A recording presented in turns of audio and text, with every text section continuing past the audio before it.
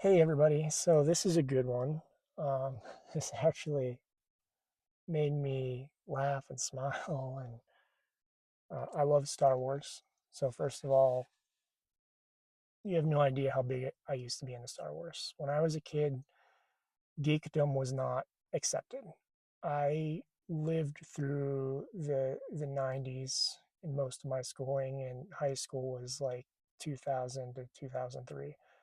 Um, Iron Man hadn't come out, Marvel movies, we had like Daredevil and Blade, and they were just starting, but not to a geekdom level. I loved Star Wars. I had all the books. I had, and this is before the episode one came out, type of thing. I think that was 1999. I want to say that was the year The Matrix came out, was episode one. And I had the books, I had a huge toy collection, and I had all the encyclopedias. The encyclopedias, I would read them, I would redraw everything, not trace them, but actually like put a piece of paper and draw the creatures and the aliens. And that's how I learned to draw a lot of things and how I got through school, how I was able to get through school without feeling bored and that. And was bullied a lot for how much I liked Star Wars and other types of things like that.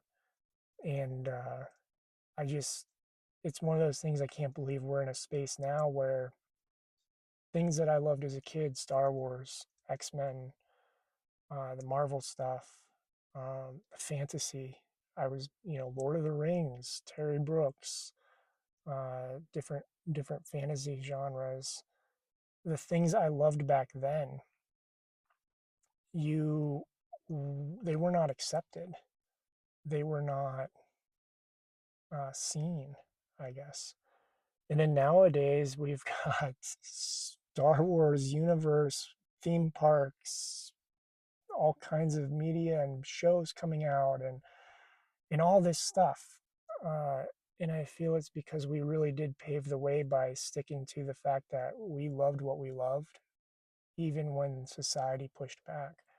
So this question really just brought a lot of memory back about that because I still love it. I don't remember as much of it. Got rid of a lot of my stuff a long time ago, and when I started adulting in that, and you have to have room for things, um, and just have kind of come back to that space of honoring my inner child and going back into the fantasy, the science fiction, the stuff that I love. As I go on this journey, I bring myself back to it and try not to lose sight of that.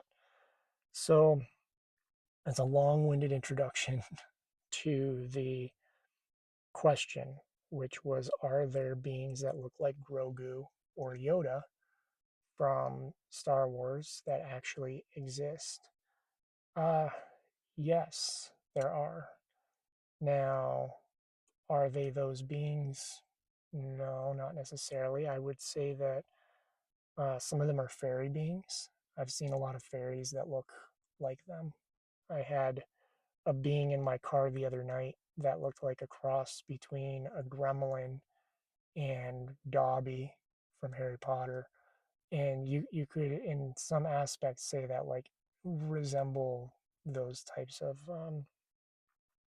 characters from Star Wars. They, I've seen a lot of alien or aliens. Why I don't know why they had me use that word. So that's for somebody watching this. Seen a lot of aliens. Typically, we don't use the word alien. We use the word extraterrestrial or galactic, something else. They don't really like that term. There's a lot of negative energy around that word in different ways. So, I've seen a lot of galactics who have long, pointed ears, cuter faces, round faces, that sort of thing. Fairies too. So there are beings that have likenesses like that. Now the thing is, the majority of our fiction, although people will want to claim that they created something. The majority of it, I do not believe, is created by us. I feel it's channeled by us. We create sometimes the stories and the circumstances and different things that happen, but everything that we're seeing and experiencing in fiction, and that is a window into another time, space, world, dimension, realm, whatever word you want to use. Um, they're just windows into these different things.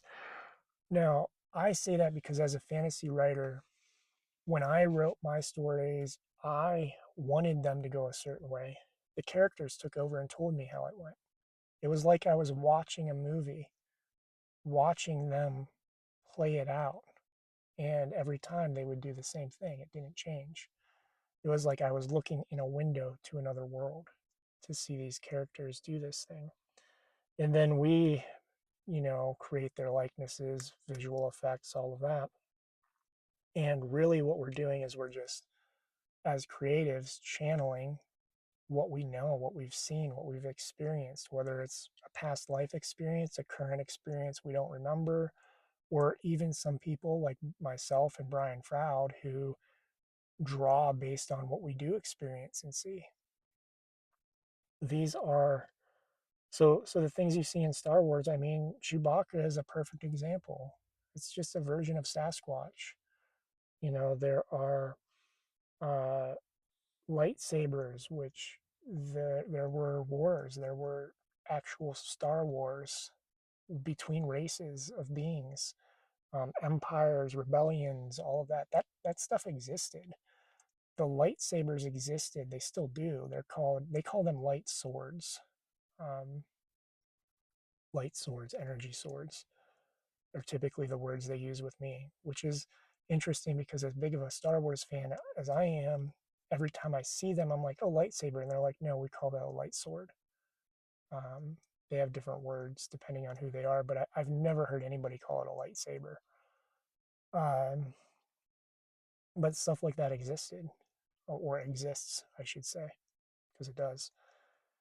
So yes, Yoda, beings like Yoda and Grogu, beings like Chewbacca, like the Sarlacc pit, the worms on the movie Dune, the sandworms exist. You know, all of that is just channeled realms of existence. And here's a good way to think of it. You want to really kind of see how writing is tied into other worlds. Watch Disney movies and then look at the Disney theories about how they're all tied together. Those movies are so tied together, there's no way you could write the intricacies of that with as many as they do, as wide reaching as they are, and have those little tie ins all being together where they're in the same universe. If you watch the Disney movies and look into the theories, basically the Disney movies are just one universe in the timeline of one universe. Like it's the most fascinating thing ever. But the more I've learned about it, the more I've felt that I'm like, they're just channeling from one universe. Whoever's tapping into that energy is tapping into a singular universe timeline and writing it. And then all of a sudden it's tying together in all these different ways. All kinds of stories are like that. And so just remember with creativity doesn't mean fiction. Imagination doesn't mean fiction. One of the definitions of imagination is actually experiencing something not wholly perceived by the physical senses. So experiencing something that is within your mind, it's not a physical sense. Telepathy, those aren't physical senses. Astral travel, not a physical sense.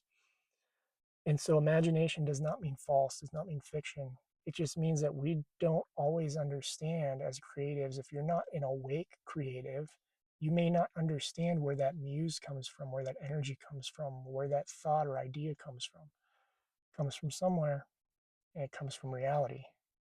But what reality, where, when, that type of thing, that's the question. Love you all. Grateful for each and every one of you.